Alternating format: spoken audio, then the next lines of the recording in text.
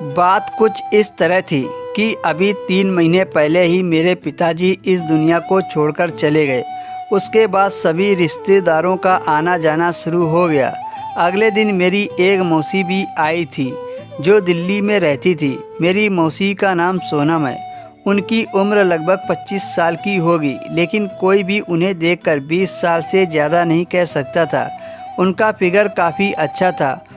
उन्होंने अपने आप को काफ़ी फिट रखा हुआ था। मेरे मौसा भी साथ में आए थे, लेकिन उन्हें कहीं बाहर जाना था। तो मौसा ने मुझसे कहा, बेटा मैं किसी काम से बाहर जा रहा हूँ और तुम्हारी मौसी यहीं पर रुक रही हैं, और जब यहाँ सब ठीक हो जाए तो उन्हें घर पर छोड़ आना। मुझे 1 महीने से ज़्यादा समय लग जाएगा। मैंने कहा, ठीक है मौसा जी। मैं और मौसी जी एसी वाले कमरे में एक ही बिस्तर पर लेट गए। बाकी सब बाहर बरामदे में सो गए थे।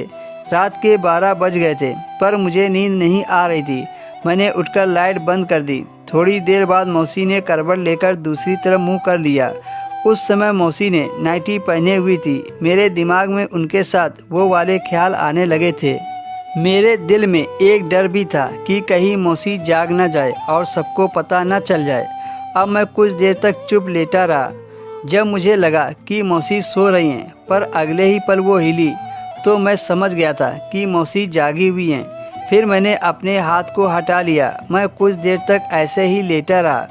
मौसी सो गई थी या जाग रही थी, मुझे पता नहीं था। तभी मौसी करवट लेकर सीधी हो गई।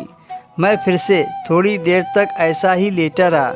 तभी वह थोड़ा कसमसाई और कहने लगी, जानू क्या कर रहे हो? आज आपको मेरी याद कैसे आ रही है? आज आपकी सेक्रेटरी कहाँ चली गई है?